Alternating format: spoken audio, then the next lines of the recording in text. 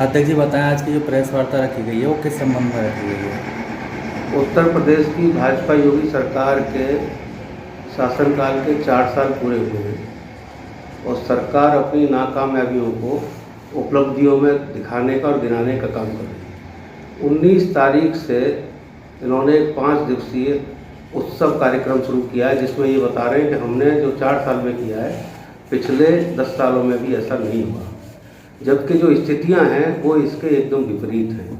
उत्तर प्रदेश के अंदर योगी राज में बेरोजगारी बढ़ी है, किसानों की आय घटी है, महिला सुरक्षा के नाम पर जितने बलात्कार पहले कभी नहीं होते थे उससे कई गुने बलात्कार महिलाओं के साथ होने लगे।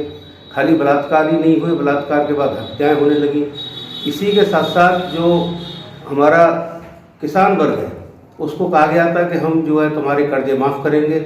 किसानों ने आत्महत्याएं की हैं इसी शासन के दौरान। गन्ना के जो किसान हैं उनका आज तक 18,000 करोड़ रुपया मिलों पर पड़ा हुआ है और योगी सरकार ने एक बार भी मिल मालिकों से ये नहीं कहा कि गन्ना किसानों को आप पैसा दे दो। आय दुगनी करने की बात कर रहे थे, कहीं भी एमएसपी पे कोई खरीद नहीं की गई। जो मुख्य मुद्दे होते हैं किसी सरकार के, जिसमें हम शिक्षा को देखते हैं, जिसमें हम स्वास्थ्य को देखते हैं, जिसमें हम रोजगार को देखते हैं, भाजपा के अपने एजेंडे में ये तीनों मुद्दे गायब हैं। वो जनता का ध्यान दूसरी तरफ भटकाने का काम कर रही है। अभी अरबों खरबों रुपया ये उत्सव पे खर्च करेंगे। हमारी पार्टी का मानना यह है कि ये पहला ऐसा मुख्यमंत्री है जिसके पास जो इतिहास है वो नाकामयाबियों का इतिहास है। ये हर जगह नाकाम रहा है। काय बात का उत्सव मना रहे हो? तुम्हारे शासनकाल में बलात्कार ज़्यादा हुए, इस बात का उत्सव मना रहे हो? तुम्हारे शासनकाल में बेरोजगारों ने हत्याएं की, अपनी आत्महत्याएं कर ली, किसानों ने आत्महत्याएं कर ली, इस बात का आप उत्सव मनाएंगे? आप देखिए मथुरा के अंदर जो सड़क गोवर्धन के लिए जाती है, गोवर्धन चौराहे से गोवर्धन के लिए, उसकी आप हालत जाके देख लो। मथुरा में कुंभ लगा और कुंभ के दौरान लोगों को कीचड़ में नहाने के लिए मजबूर कर दिया। ये धार्मिक आस्था के लोग हैं।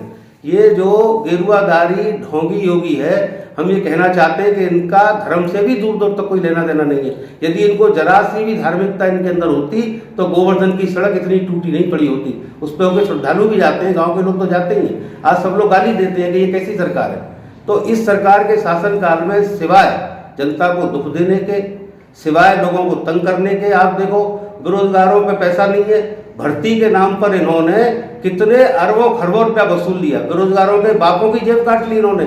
और भर्तियों की स्थिति है कि कोई ना कोई बहाना ऐसा निकाल लेते हैं, कहीं टुकोट चले जाते हैं कि ये पैसा तो ले लेते हैं बच्चों से फार्म भरने के नाम पर, लेकिन एक भी भर्ती नहीं हुई और एक भी इनकी ऐसी योजना नहीं है रोजगार की जो कहीं पूरी हुई हो।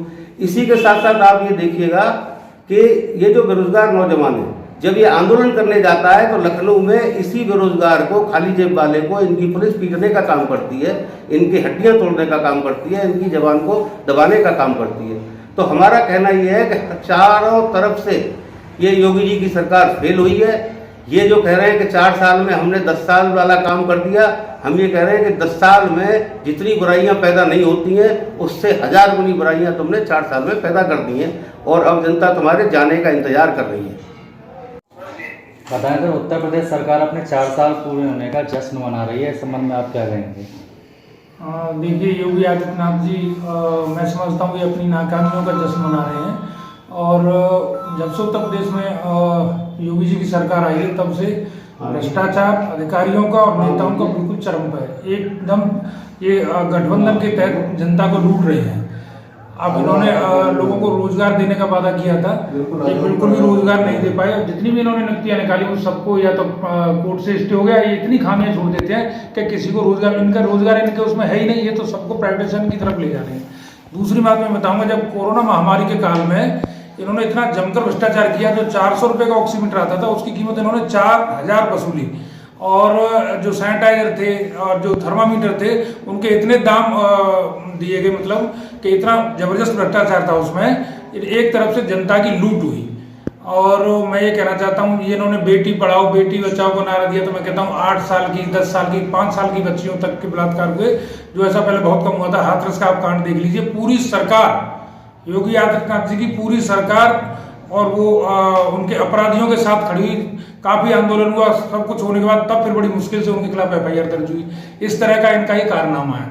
तो मैं समझता हूँ योगी आदित्यनाथ जी के कारनामे से विकास के नाम पर आप देख लीजिए चारों तरफ पूरे उत्तर प्रदेश में टूटी सड़कें, आपने मथुरा का उदाहरण देख लीजिए, 2 बार ये आप यमुना जी का पुल है, मैं आपको बताता हूँ हर महीने बाद इसको इस तरह से उखड़ जाता है कि इसकी सरिया तक बाहर आ जाती है, मतलब गुणवत्ता के लिए इतना बड़ा घोटाला हुआ है। तो कहीं भी देख लीजिए, एजुकेशन में देख लीजिए, किसानों के मामले में ये बिल्कुल फेल। एमएसपी की बात करते थे इन्होंने, किसानों 1100 रुपये में जो 1800 रुपये धान का मूल्य रखा गया, 1100 रुपये में उन्होंने खरीद की, वो भी मुश्किल से 2-4 हज़ार टन की।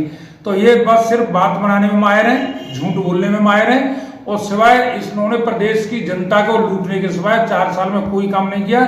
आप ये बिल्कुल तय मान लीजिए, प्रदेश की जनता अगली बार आने वाले इलेक्शन में इनको निश्चित रूप से बाहर का रास्ता दिखा देगी।